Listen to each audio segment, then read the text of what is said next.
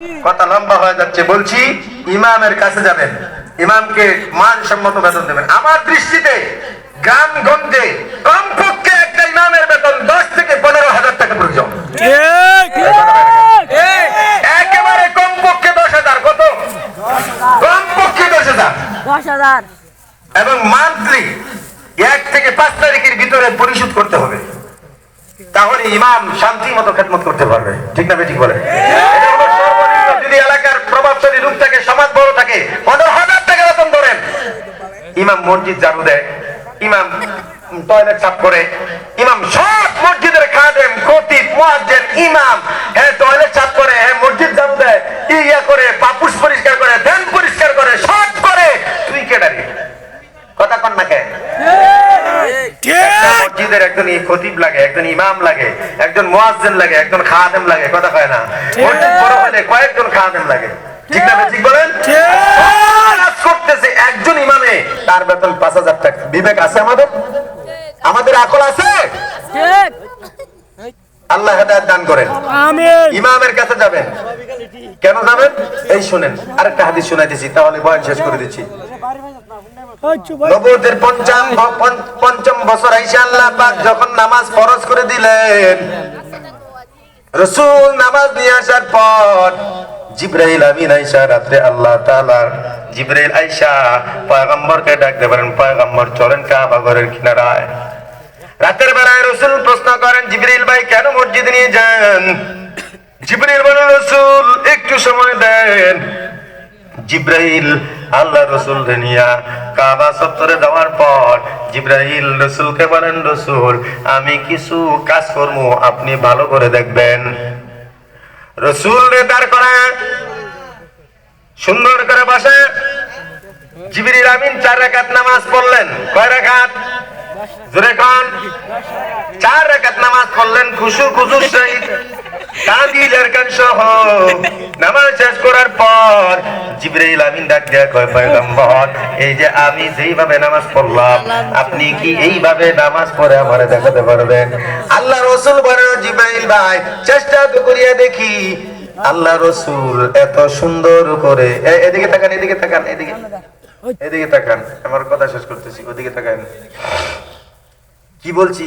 হেদিস আয়ারেছেন, বুঝলা তো গেছেন কি বলছি? ওখান তো জিবরাইল কি করছে? এসে কয় রাকাত? 4 রাকাত। 4 রাকাত। তারপরে কি কইছি?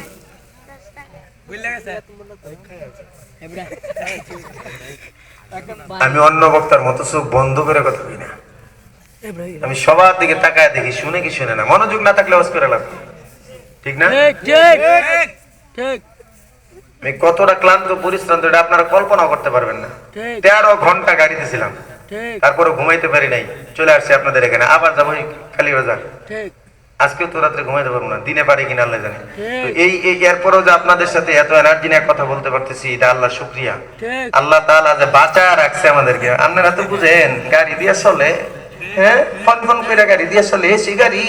হাইরে বাবারে, হাইরে বাবারে, 12 ঘন্টা গাড়ি থাকলে হাড্ডি গুড্ডি সব ব্যথা হয়ে যায়, পা পর্যন্ত সোজা করা যায় না। সোজা করা যায় না। আর ঘুম না হলে কেমন তা তো বুঝেনি আপনারা।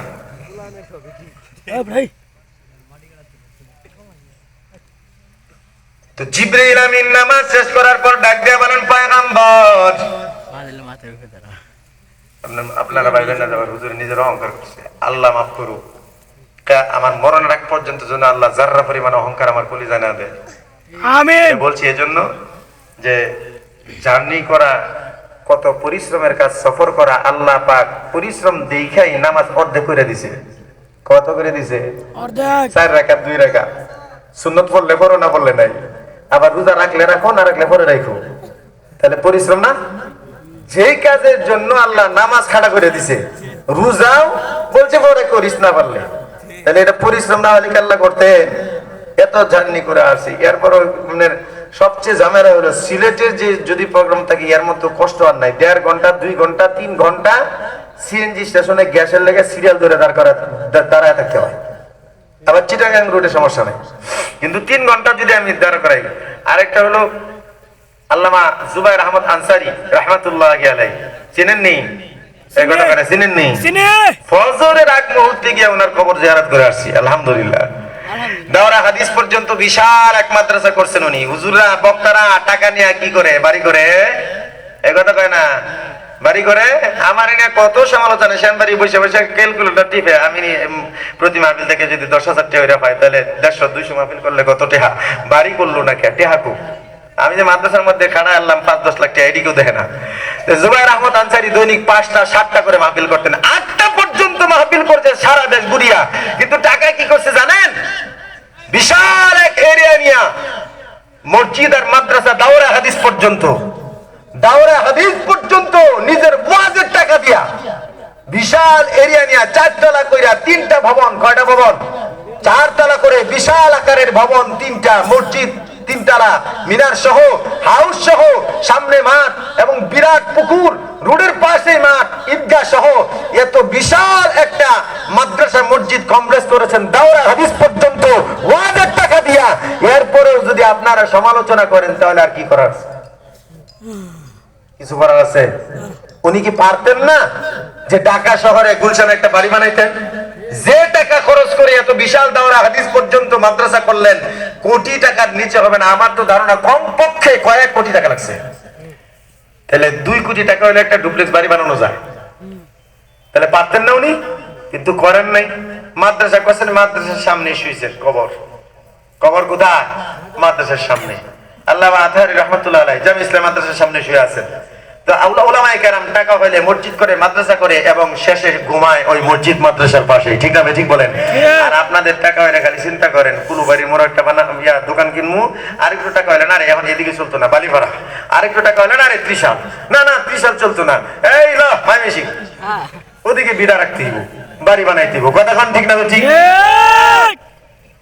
রাসূলকে জিবরিল আমিন বলার পর জিবরিলের এই কথা অনুযায়ী রাসূল ডাক দেখো, ভাই দেখেন আমি চেষ্টা করি নামাজ আপনার মতো পড়তে পারি কিনা।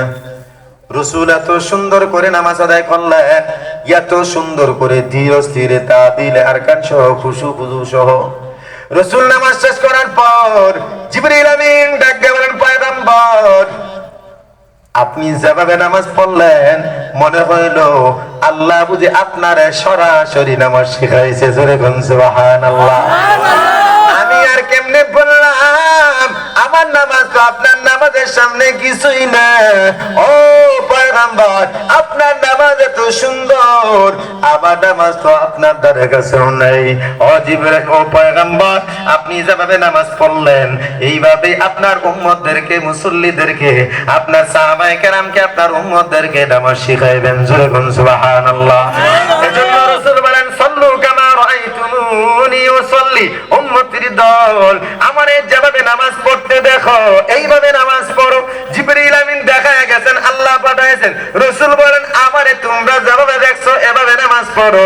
এই মুসলমান ভাই আমার, একদিন ইমাম সাহেবের কাছে গেলেন না, হুজুর আমার ওজুরা হয় কিনা দেখেন, আমার সূরা ফাতিহা হয় কিনা দেখেন, আমার 2 রাকাত নামাজ হয় কিনা একটু দেখেন। আপনি নিজে নিজে নামাজ 50 বছর পর্যন্ত পড়লেও আপনার নামাজ কিন্তু সহি হবে না। ঠিক না? নামাজ পড়বো ইনশাআল্লাহ, 5 ওয়াক্ত ইনশাআল্লাহ, ইনশাআল্লাহ, ইনশাআল্লাহ, ইনশাআল্লাহ।